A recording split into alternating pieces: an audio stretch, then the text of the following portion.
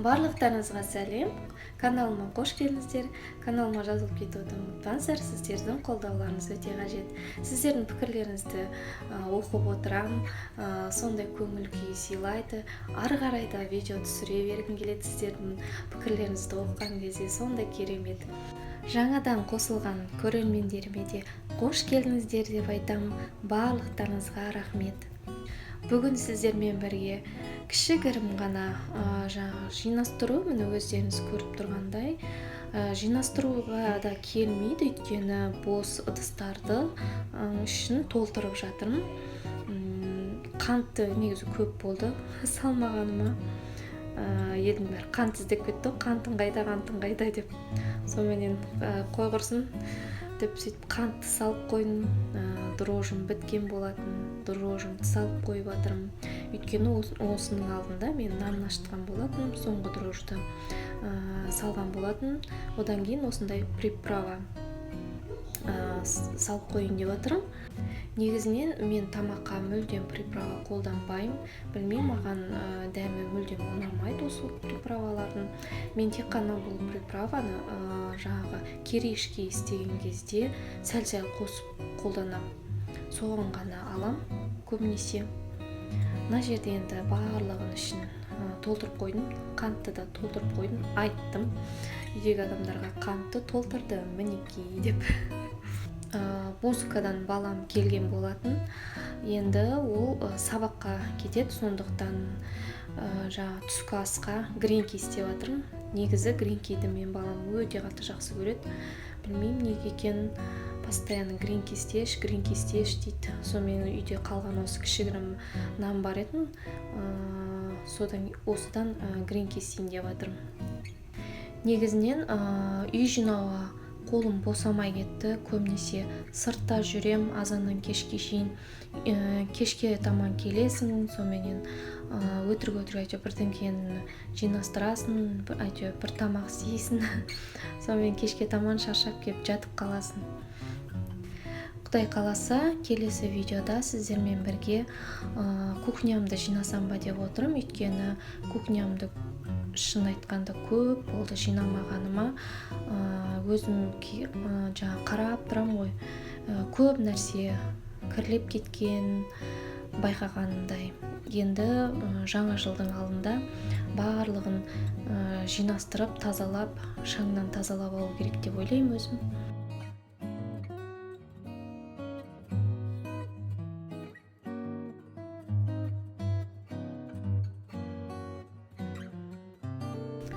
Мына жерде сковородкаға май құйдым да, ішінде су қалып кеткен болды сковородканың ішінде. Сол май маған қарай шашырап жатыр да. Еще маған қарай, басқа жаққа емес. Ай деп қашып жүрмін ғой. Көбінесе байқаймын да, енді көп адамдар мысалы май шашыраса да несе де қашпай сөйтіп қуыра береді ғой. Мен қанша жыл кухняда жүрсем де әлі майдың шашырағаннан қашам. Білмеймін не әдет екенін. Жалғыз мен бекем өйстіп майдан қашатын, или сіздер де сөйтіп майдан қашасыздар ма?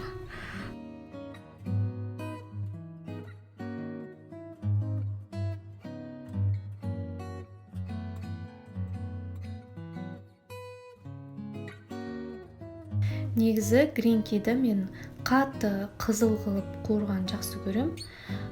Білмеймін, солай маған қатты ұнайды, чем сәл қызартқаннан гөрі. Көбінесе жаңағы қатты қызартып пісірем. Балам да соған үйреніп қалған, ол да сөйтіп қатты қызартып пісірші мама деп көбінесе айтады. Көбінесе осы гренки мен құтқарады негізінен. Жаңағы тез қуырып бересің, асығып тұрған кезде бір жағынан адамды тоқ қылады. Мына жерде уже балам шыдамады. Сонымен келіп біреуін алайын деп, біреуін алып қасымда жеп тұр.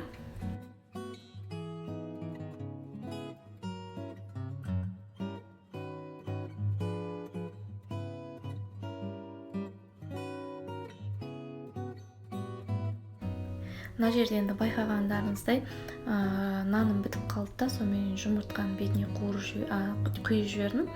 Бұл жерде енді одан сәл алдыңғы нан етін, ондай қатты ескі емес, жаңағы енді не істеп келе жатқан нан болатын. Сонымен оларды да қосып жібердім. Тастауға былай қарасаң обал ғой. Сонымен қуырып, жұмыртқа қуырып, не істеп едім, ондай қатты білінген жоқ. Ондай қатты ескі нан емес қой, бірақ былай қарағанда. Мына жерде енді балам менімен бірге жағаласып жүр, шайды мен қоям дейді, газдың астын жағам дейді. Оған мен рұқсат берген жоқпын, әлі де рұқсат бермеймін, өйткені қорқам. Спичкасын өзім жағып тұрдым, ол газды ашты. Бірақ өзі сұранады, мама шай қояйыншы деп. Мен айтам, әлі ерте саған деймін. Осындай творческий беспорядок болып отыр мына жерде. Бала машина соғып отыр. Тастама деген коробкадан осындай машина соқты. Рулімді көрсетші қандай? Әлі салған жоқсын ба? Салынбай жатыр ма? Мына жерде ойыншықтарын әкеп қойды бұлайынан. Тығылды. Жан-жағымыздың бәрі картон, клей, қайшы, әнеки. Бұрынғы өзінің кішкентай кезіндегі рулін. Рулінен осындай машина жасап алды. Босап қалды ма? Босап қалды. Үйде отырам ба? Босап қалды ма? Босап тұрады. Кенет жібергенсің даже. Не істейміз енді? Тоқта, менде бір идея бар, қайшайды. Қырқамда жетке тесіктерін жоқ қойым, жамақ. Спидометр не қып керек болды? Қайдан біледі өзің ғой бірінші спидометр? Бар кардон табылса да жақа спидометр жасыптен. Каналға қалған коробкаларда магнитофон жасап жерім. Несің? 4 бұрыш саламын наданшы? Кішкентай.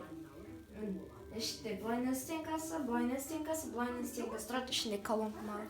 Телефон бар тұрады. Магнитофонымға да жасып қойымыз. Менің баламның машина пайда болып біздің үйге. Переносный. В общем, қыздар бізде мынандай қызық болайын деп тұр. Бізде ертең цветная вечеринка болады. Бізге жасыл түсі түсіпті.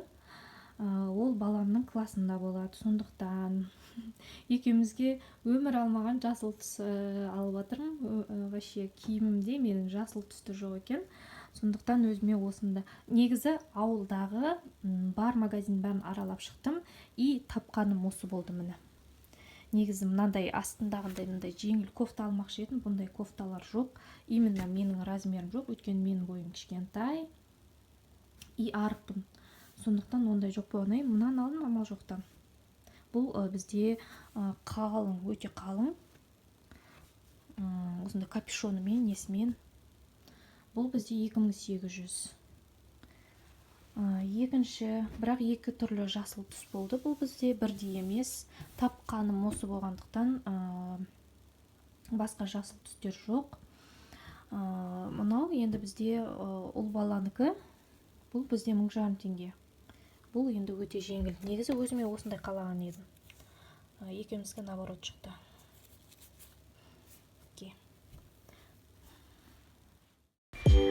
Сіздерге кішкене үзіндісінен салдым, өйткені көп ойландым, салсам бекен, салмасам бекен. Бізде жасыл түс болғандықтан мен балам 3 қызбен түсіп қалған ғой, жасыл түске бірдей болып. Жаңағы 3 қыз жасыл түсті, ортасында мен балам, бір бала. Ал басқа түстерде аралас барлығы, бір ұл, бір қыз, бір ұл, бір қыз.